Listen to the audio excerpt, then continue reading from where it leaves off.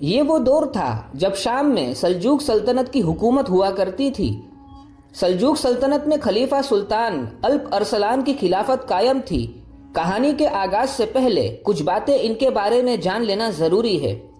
ان کا اصل نام محمد بن داؤد چھگری تھا، لیکن ان کا لقب الپ ارسلان پڑا، جسے ترکی زبان میں بہادر شیر کہا جاتا ہے۔ سلطان اپنی انصاف پسندی اور رعایا کے لیے شفقت کے لیے مشہور تھے۔ ان کا ایک مشہور قول کتابوں میں ملتا ہے: میں دنیا میں بس ایک سپاہی ہوں جو اللہ کی رضا کے لیے جنگ کرتا ہے۔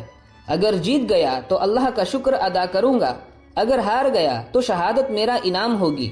ان کی حکومت میں ہر طرف امن و امان تھا، کسی بھی باشندے کو کسی دوسرے سے کوئی شکایت نہ تھی۔ عدل و انصاف کا بول بالا تھا۔ اگر کسی کو کوئی پریشانی ہوتی یا وہ کسی کے ظلم کا شکار ہوتا تو خلیفہ کا دروازہ انصاف کے لیے ہمیشہ کھلا رہتا۔ آج رمضان کی 30 روزے پورے ہو چکے تھے۔ خلیفہ اپنے محل کی چھت پر اپنے درباریوں اور اپنے قریبیوں کے ہمراہ عید کا چاند دیکھنے کی کوشش کر رہے تھے۔ آسمان صاف تھا، جس سے عید کا چاند صاف اور شفاف نظر آ رہا تھا۔ ہر کوئی چاند دیکھ کر خوشی منا رہا تھا۔ وہاں پر موجود سبھی نے خلیفہ کو عید کا چاند نظر آنے کی مبارکباد دی۔ خلیفہ کے حکم پر پورے شہر میں عید کا چاند نظر آنے کی خبر پھیلا دی گئی۔ پورا شہر عید کی تیاریوں میں لگ گیا۔ بازاروں میں دکانیں سجنے لگی، خرید و فروخت کا سما بند گیا۔ کیا امیر اور کیا غریب، سب کے چہرے جگمگا رہے تھے۔ خلیفہ کی طرف سے غریبوں، مسکینوں اور یتیموں میں اناج اور کپڑے وغیرہ تقسیم کیا جانے لگا۔ کوئی بھی مستحق عید کی خوشی سے محروم نہ رہ جائے۔ اس موقع پر کسی کے گمان میں بھی نہ تھا کہ ایسے خوشی کے موقع پر شام میں ایک ایسا بھی شخص تھا جو اپنی بدنصیبی اور بدحالی کا رونا رو رہا تھا۔ اسی شہر میں ایک بہت ہی مشہور چوراہا تھا، جس کے قریب ایک پرانا کھنڈہر تھا جو دیکھنے میں کسی بادشاہ کا محل نظر آتا تھا، لیکن آج بالکل سنسان اور کھنڈہر تھا۔ اس کھنڈر کی خستہ حال دیواریں شاندار ماضی کی داستان سنا رہی تھی۔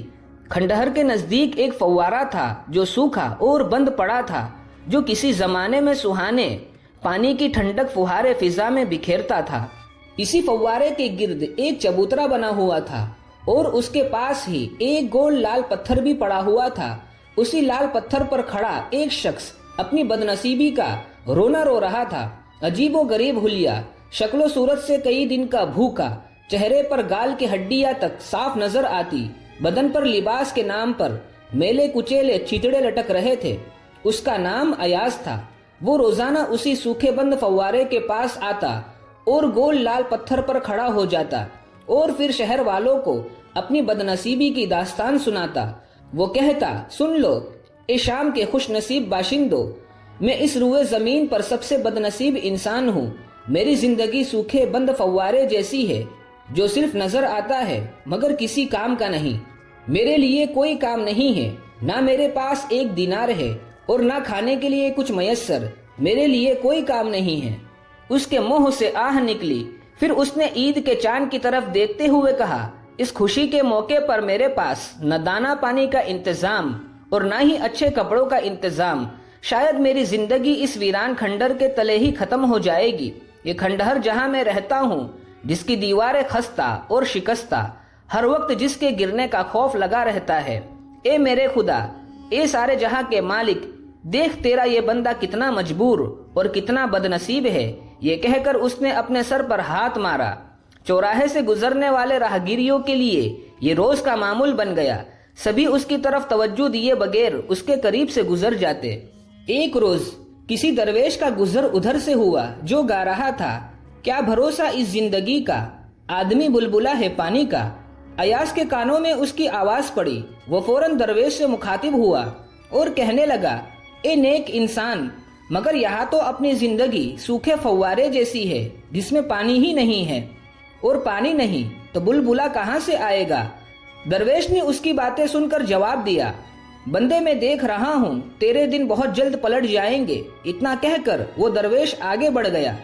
ایک دن وہ معمول کے مطابق اپنا درد بیان کر رہا تھا کہ ایک آواز نے اسے چونکا دیا: تم ایک کمزور اور کاہل انسان ہو۔ یہ کوئی اور نہیں بلکہ ایاز کی بیوی تھی۔ ایاز کی بیوی، جس کا نام سکینہ تھا، قہر آلود نظروں سے اسے دیکھ رہی تھی اور اسے گھورے جا رہی تھی۔ پھر بولی، دنیا میں کام کرنے والوں کے لیے کام کی کوئی کمی نہیں ہے، مجھے دیکھ، میں اکیلے ان بچوں کا پیٹ پال رہی ہوں۔ سکینہ کے پیچھے اس کے 4 بیٹے پھٹے پرانے میلے کچیلے کپڑوں میں کھڑے تھے۔ سکینہ نے کہا، کم از کم اپنی اولاد کا تو خیال کر۔ یہ سن کر ایاز نے کہا، تو پھر آ گئی میری پریشانیوں میں اضافہ کرنے، جانے میری حالت کب بدلے گی۔ ایاز کی باتیں سن کر بیوی بولی، کام چور اور سست انسان اس طرح صرف بولنے سے حالات نہیں بدلتے، کوئی ڈھنگ کا کام کرو، خلیفہ کے دربار میں جاؤ، تمہیں وہاں کسی کام پر لگا دیا جائے گا، یا پھر دربار میں پہنچ کر کوئی راستہ نکالو۔ اس طرح سر عام چلانے سے اور یہاں کھڑے ہو کر اپنی بد نصیبی کی کہانی سنانے سے کچھ حاصل نہیں ہوگا۔ اس حالت کے تم خود ذمہ دار ہو، ہاتھ پاؤں ہلاؤ، خدا نے 2 ہاتھ دیے ہیں کام کرنے کے لیے، دماغ دیا ہے سوچنے کے لیے، کچھ بھی کام کر کے پیسہ حاصل کرو۔ 3 دنوں سے کھانے کا ایک نوالا بھی منہ میں نہیں پڑا، بچے بھوک سے تڑپ رہے ہیں، بے حس انسان۔ ایاز کی بیوی نے اپنے دل کی بھڑاس نکالی۔ ایاز نے غصے سے کہا، اے نامعقول عورت، تو سمجھتی ہے میں کاہل اور کمزور ہوں؟ ارے میری ایسی حالت دیکھ کر کون خدا کا بندہ مجھے کام دے گا؟ دیکھ میری طرف، کیا میں بوجھ اٹھانے کے لائق ہوں؟ میں کمزور اور بیمار ہو گیا ہوں۔ جانتی ہے کیوں؟ جب سے میں نے وہ حیرت انگیز اور انجانے خواب کو دیکھا ہے، میرا چین اور سکون سب غارت ہو گیا ہے، میں بے حال ہو گیا ہوں، نیند میری آنکھوں سے کوسوں دور چلی گئی ہے۔ راتوں کو جب بھی بستر پر سوتا ہوں مجھے وہی انجانا خواب نظر آتا ہے، یہ خواب شاید میری جان لے لے گا۔ میں خود بہت تھک چکا ہوں، اب تو میں دن میں بھی دوسرا کچھ سوچ نہیں سکتا، بس مجھے اب کسی بھی صورت میں کفہ چلے جانا چاہیے، شاید میری وہاں تقدیر بدل جائے۔ بیوی نے ایاز کی باتیں سن کر کہا، بے وقوف آدمی، تم کفہ جاؤ گے صرف اس خواب کے لیے جس کا کوئی سر پیر نہیں ہے، خواب جو جھوٹے ہوتے ہیں، جن کا سچ سے کوئی واسطہ نہیں ہوتا۔ میں خوب سمجھتی ہوں تم اپنے بیوی بچوں سے پیچھا چھڑا کر کفہ بھاگ جانا چاہتے ہو۔ سکینہ آگ بگولا ہو کر بولی، کان کھول کر سن لو، میں تمہیں خبردار کرتی ہوں، ہمیں چھوڑ کر بھاگنے کی کوشش مت کرنا، ورنہ خلیفہ ارسلان کے سامنے تمہاری شکایت کر دوں گی اور تم جیل کی 4 دیواری میں بیٹھ کر پتھر توڑو گے۔ اور ہاں، ایک بات اور کہہ جاتی ہوں، اپنے اسی خواب کا قصہ اب مجھے دوبارہ نہ سنانا، سمجھے؟ اتنا کہہ کر سکینہ پیر پکڑتی ہوئی کھنڈر کی طرف اپنے ٹھکانے چلی گئی اور اس کے پیچھے اس کے 4 بچے بھی چلے گئے۔ سکینہ مٹی کے برتن بناتی اور انہیں بازار میں لے جا کر فروخت کرتی اور اپنے بچے اور خود کا گزارا کرتی۔ ہائے رے میری قسمت، میں کیا کروں؟ ایاز آسمان کی طرف منہ اٹھا کر فریاد کرنے لگا، اب تو مجھے دن میں بھی کفہ جانے کا خواب نظر آنے لگا ہے۔ ہر پل، ہر لمحہ، دن ہو یا رات، اس کی آنکھوں میں بس ایک ہی خواب سجا رہتا ہے کہ وہ چلا جا رہا ہے، دوڑا چلا جا رہا ہے، بس چلا جا رہا ہے کھلے آسمان کے نیچے۔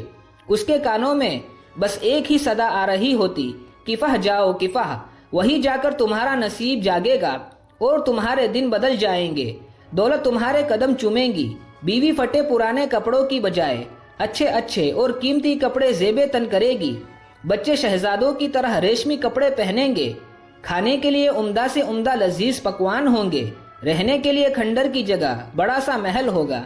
اتنا دیکھ کر تھوڑی دیر بعد ایاز حقیقت کی دنیا میں واپس آ جاتا اور سوچتا، اس کی بیوی ٹھیک ہی تو کہتی ہے، خواب کی حقیقت ہی کیا ہوتی ہے؟ صرف خواب دیکھنے کے بعد کفہ جانے کا مشکل سفر کرنا سراسر نادانی کے سوا کچھ نہیں۔ بھلا خواب سے بھی کسی کی زندگی کے دن بدلتے ہیں؟ وہ خود پر دیوانوں کی طرح ہنسنے لگا، نہیں میں کفہ نہیں جاؤں گا، اور پھر وہ سوکھے فوارے کو ٹیک لگا کر بیٹھ گیا۔ جانے کب اس کی آنکھ لگ گئی، اس نے دیکھا وہ اڑا چلا جا رہا تھا، دور کہیں دور نیلے آسمانوں اور صحراؤں کو پار کرتے ہوئے اس کے سامنے ایک شہر نمودار ہو گیا جہاں اونچے اونچے بلند مینار تھے، اور پھر اس کے کانوں میں آواز آنے لگی، ایاز کفہ جاؤ کفہ جاؤ۔ اس آواز کی گونج سے اس کی آنکھ کھل گئی، اب تو اس کی حالت پاگلوں جیسی ہو گئی، ہر وقت اس پر کفہ جانے کا بھوت سوار رہنے لگا۔ اگر دن میں بھی آنکھ بند کرتا تو اسے کفہ کے محلوں کے مینار دکھائی دیتے، اس کا چین اور سکون چھین گیا۔ دن گزرتے رہے، ایاز جس کھنڈر کی دیوار سے لگا کر اپنا ٹھکانہ بنا کر رہتا تھا، اس کے پاس ہی ایک میٹھے پانی کا کنواں تھا۔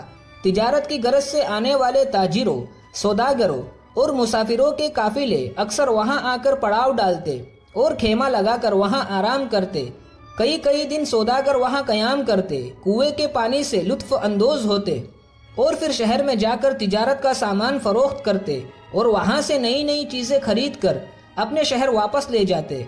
ایاز ان قافلے والوں کے اونٹوں کے چارے پانی کا انتظام کرتا اور ان آنے والے تاجروں اور مسافروں کی شہر شام تک رہنمائی بھی کر دیتا، اور جب وہ قافلے روانہ ہونے لگتا تو قافلے کا سردار ایاز کو اس کی اس خدمت کے بدلے نئے کپڑے، کھانے پینے کی چیزیں اور کچھ دینار دے دیتا۔ اس طرح ایاز کے کچھ دن آرام سے کٹ جاتے، مگر قافلے روز تو نہیں آتے تھے، کبھی تو ہفتوں انتظار کرنا پڑتا، جس سے اس کی مالی حالت بگڑ جاتی اور فاقوں کی نوبت آ جاتی۔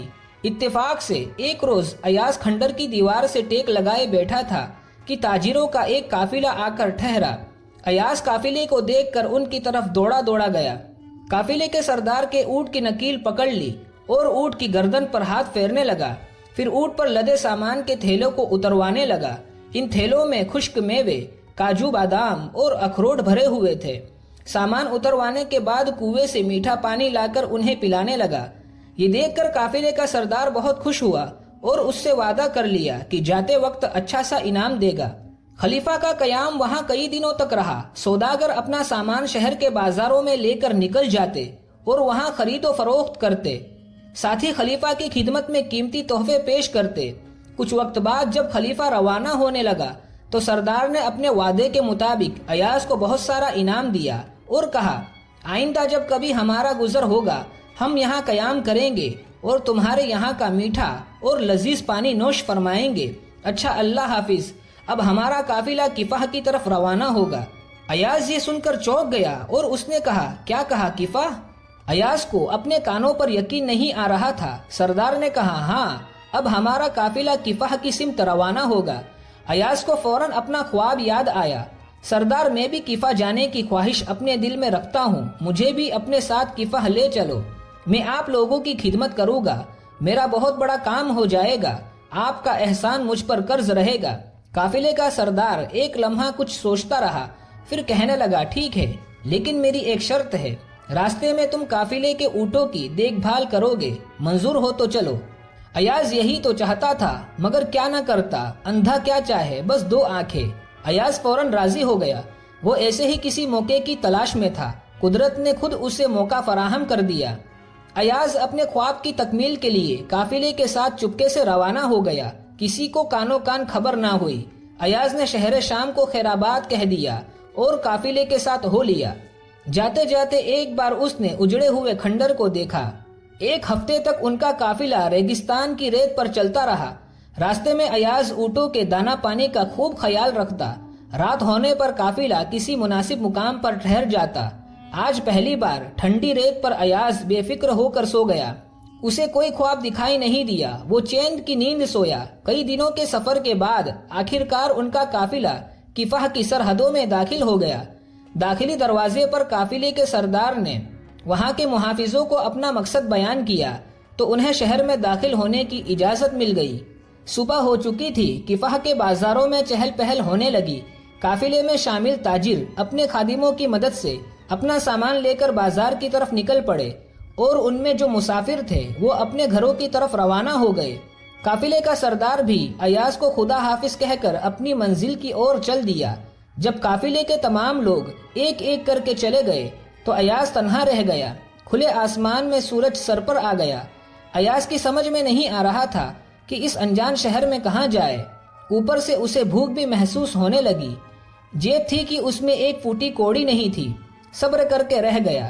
چلتے چلتے اسے پانی کی ایک جگہ نظر آئی جہاں اس نے جی بھر کے پانی پیا۔ اسے جسم میں کچھ توانائی کا احساس ہوا تو پھر بنا کسی مقصد کے گلی کوچوں میں اجنبی نگاہوں سے ایک ایک چیز کو دیکھنے لگا۔ آخرکار سفر کی تھکان اس پر غالب آ گئی اور وہ تھک کر ایک حویلی نما مکان کی دیوار پر پیٹھ لگا کر بیٹھ گیا۔ اسے کچھ راحت ہوئی، پھر بیٹھے بیٹھے لیٹ گیا۔ جلد ہی نیند نے اسے اپنی آغوش میں لے لیا۔ نہ جانے وہ کب تک سوتا رہا۔ سچ ہے، نیند ایک ایسی چیز ہے جو کانٹوں کے بستر پر بھی آ جاتی ہے۔ نیند میں اسے ایسے لگا جیسے کہیں طوفان آ گیا ہے۔ پھر تیز تیز آوازیں آنے لگی۔ چلو بدماش اٹھو یہاں سے۔ ایاز نے سوتے میں ہی غصے سے بھری ایک آواز سنی اور ساتھ ہی کچھ سخت چیز اس کے کمر میں چبھتی ہوئی محسوس ہوئی۔ وہ چونک کر اٹھ بیٹھا اور حیرت سے دیکھنے لگا کہ کون کھڑا ہے۔ لباس سے وہ شہر کا کوتوال لگا جو شک کی نگاہوں سے اسے گھورے جا رہا تھا۔ اس کے ہاتھ میں ایک موٹا سا ڈنڈا تھا۔ ایاز گھبرا کر کھڑا ہو گیا۔ اس نے کہا، اب میری صورت کیا دیکھ رہے ہو؟ جلدی سے دفع ہو جاؤ یہاں سے۔ جانتے نہیں ہو یہ قاضی شہر کی حویلی ہے؟ تمہیں سونے کے لیے کیا یہی جگہ ملی ہے نامعقول؟ ابھی لینے کے دینے پڑ جائیں گے۔ کوتوال نے کہا، شہر میں نئے لگتے ہو؟ جی حضور، ایاز سہم کر بولا۔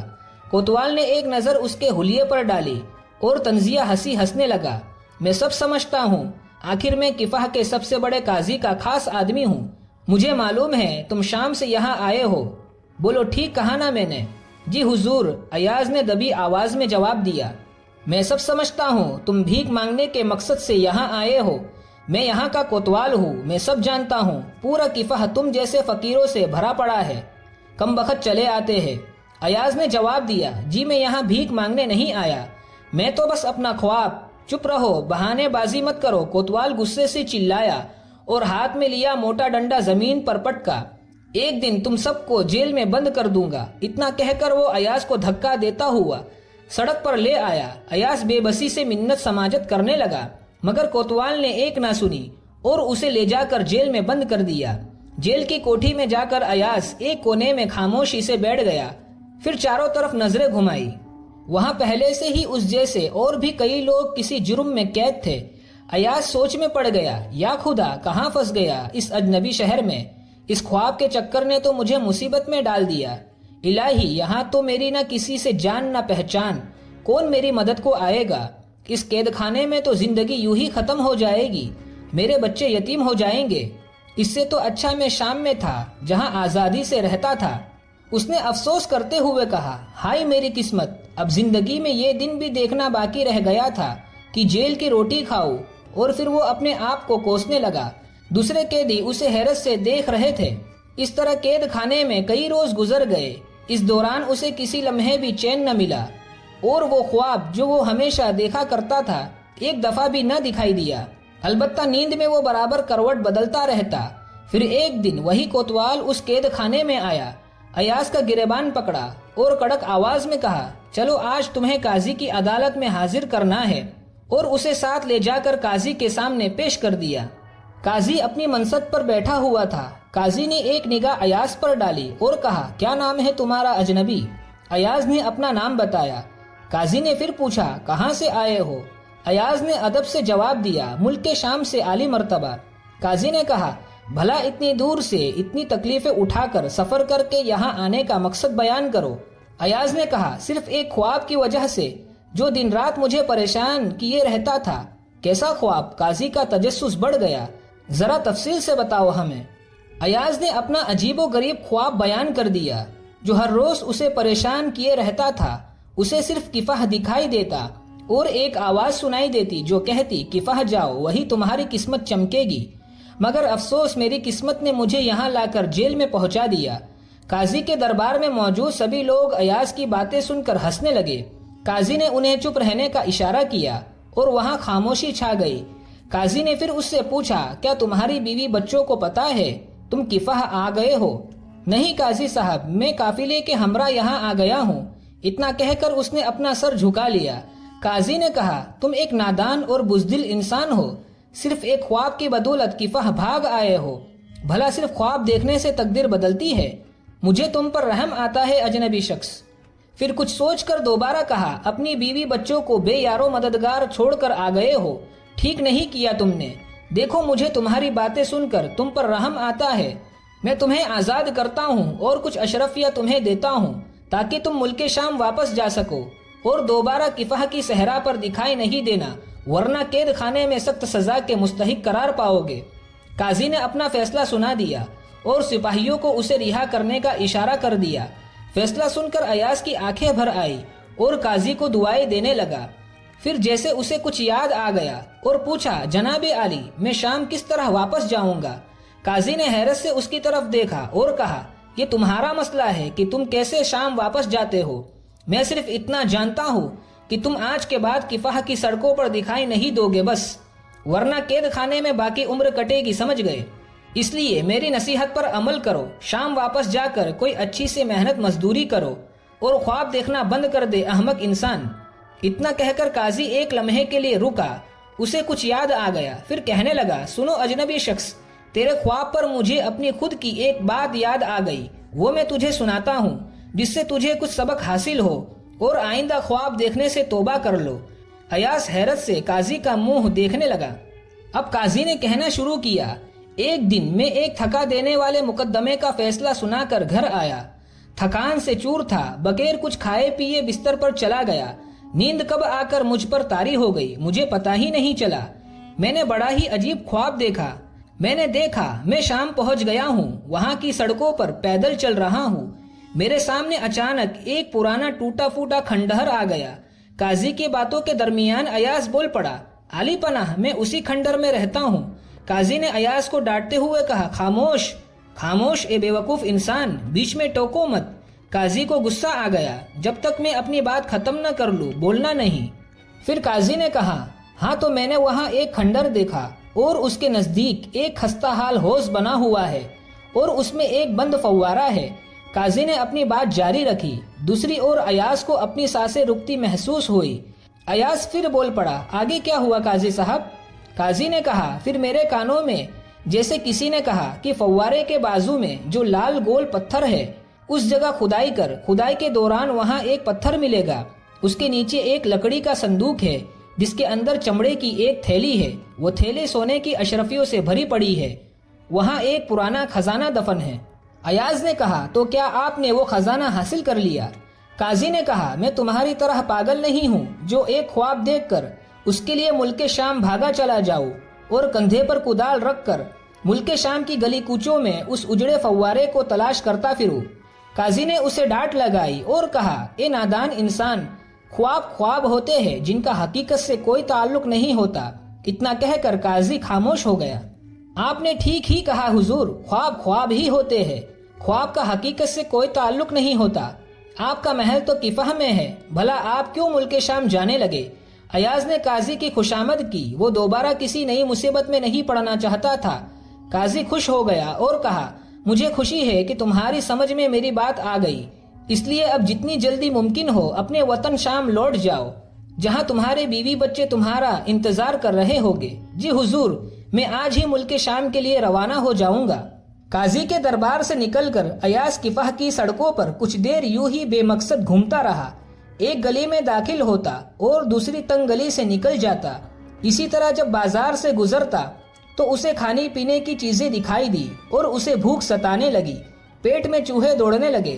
اس نے جیب میں ہاتھ ڈالا تو جیب میں قاضی کے دیے ہوئے سکوں میں سے ایک سکہ نکالا اور ایک دکان سے کھانے پینے کی چیزیں خریدی، جسے کھا کر پیٹ کی آگ بجھائی۔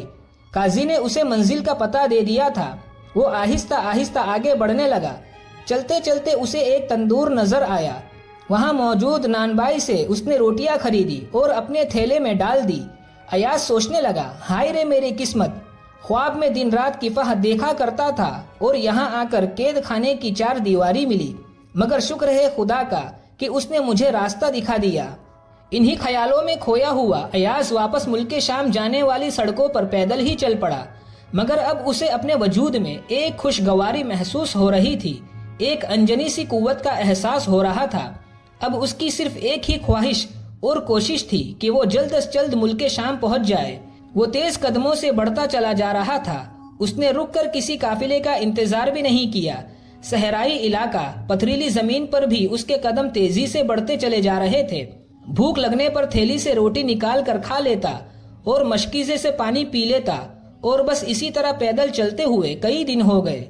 ایاز تھکن سے بے حال ہو گیا، سر پر سورج آگ برسا رہا تھا، تیز گرم ہوائیں چل رہی تھی، حلق سوکھ کر کاٹا ہو جاتا تو مشکیزے سے صرف منہ لگا لیتا کیونکہ اس میں پانی ختم ہو چکا تھا۔ وہ صرف تسلی کے لیے منہ لگا لیتا اور سوکھے ہونٹوں پر پوچھ لیتا۔ کئی دن کی مسافت کے بعد چلتے چلتے دور سے اسے کھجور کے درخت نظر آئے اور اس کے قدم تیز ہو گئے۔ دراصل وہ ایک نخلستان تھا جہاں میٹھے پانی کا ایک تالاب تھا۔ ایاز بے صبری سے تالاب پر پہنچا اور دونوں ہاتھوں سے خوب سیر ہو کر پانی پیا۔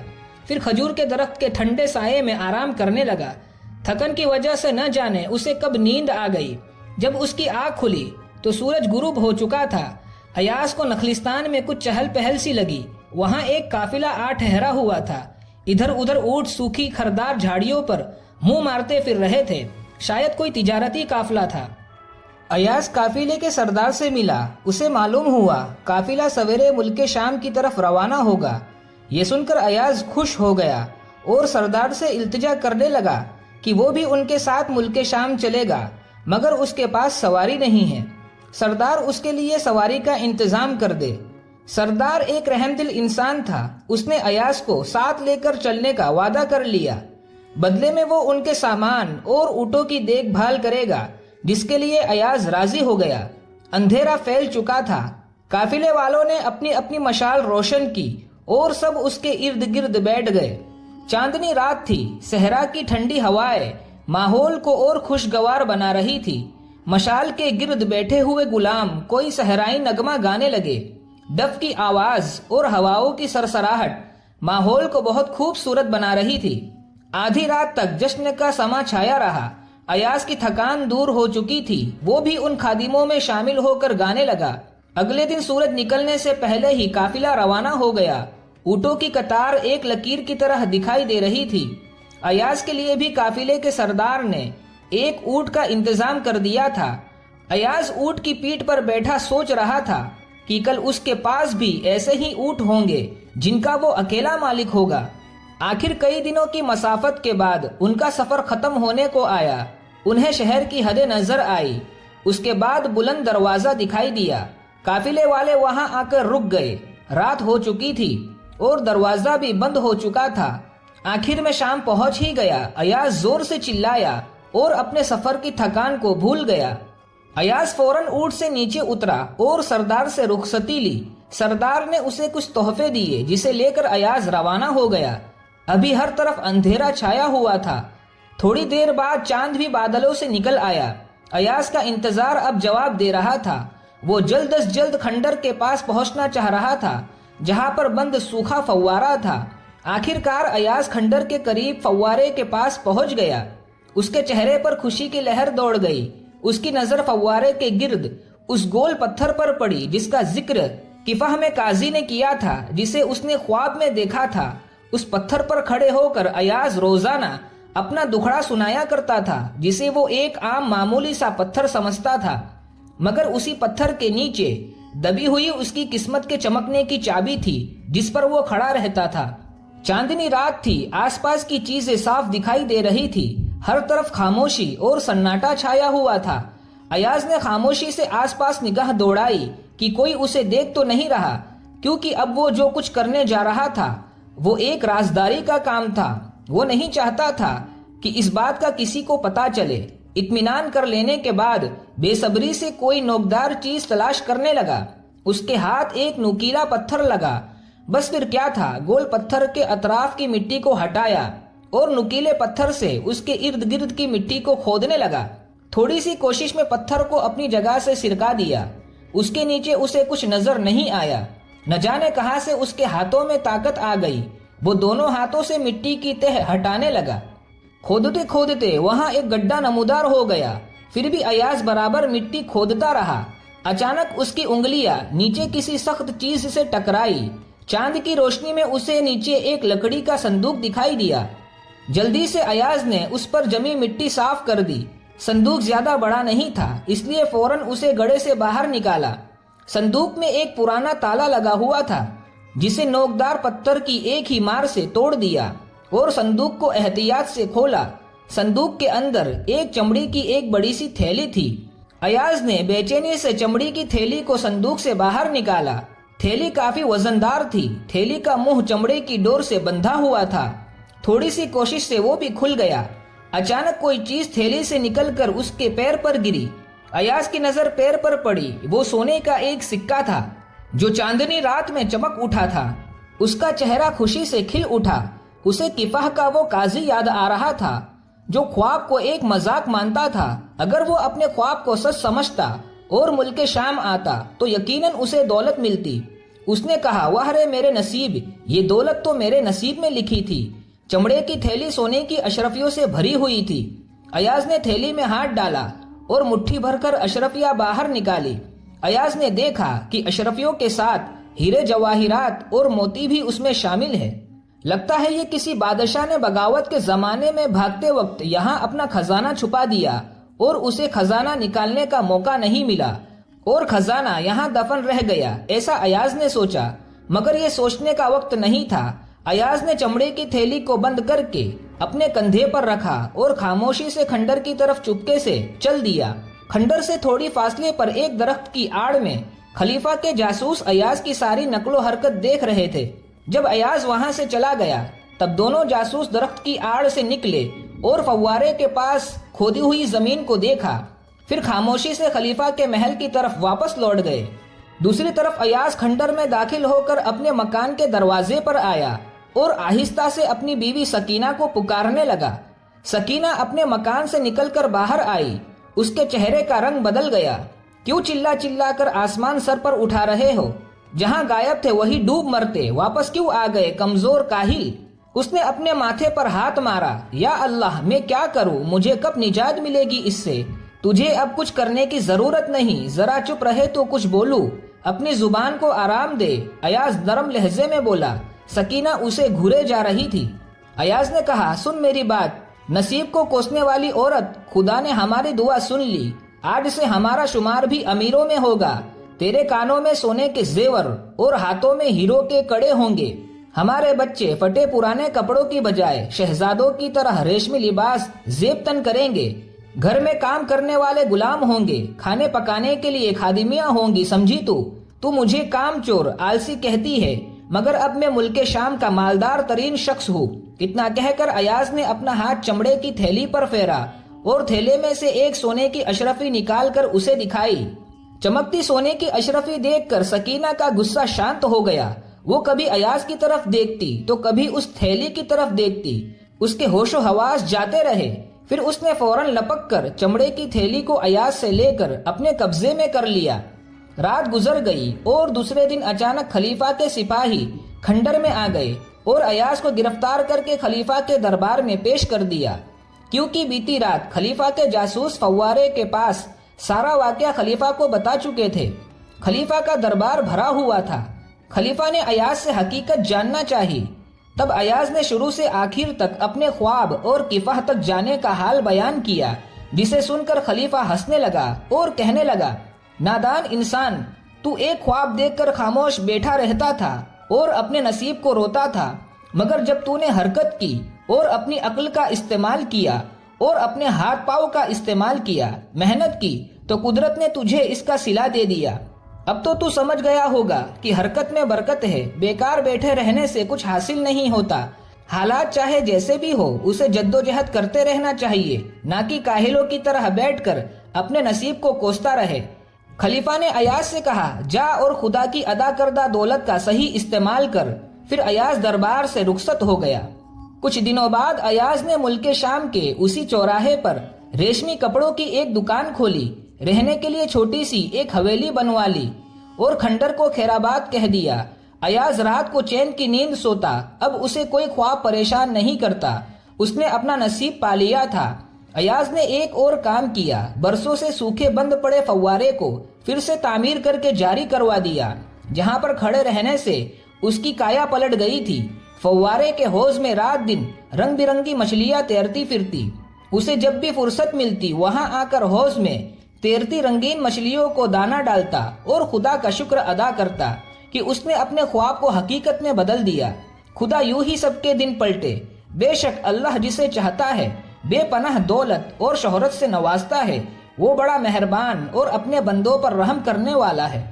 اس کہانی کا سب سے خاص سبق یہی ہے کہ اپنی قسمت اور حالات پر رونے سے اچھا ہے محنت کرے۔ نصیب میں اگر لکھا ہے تو وہ آ کر ہی رہتا ہے، کسی کے نصیب کا کوئی اور نہیں کھا سکتا، ہر کوئی اپنے نصیب کا ہی کھاتا ہے۔ امید ہے کہ ایاز کی یہ کہانی آپ کو پسند آئی ہوگی۔ اپنی رائے کا اظہار ضرور کرے اور ویڈیو کو لائک کرنا نہ بھولے۔ ایسے ہی اور بھی انگنت سبق آموز کہانیوں کو سننے کے لیے ہمارے چینل کو سبسکرائب ضرور کر لیجئے۔ جلد ہی پھر ملاقات ہوگی ایک اور دلچسپ سبق آموز کہانی کے ساتھ.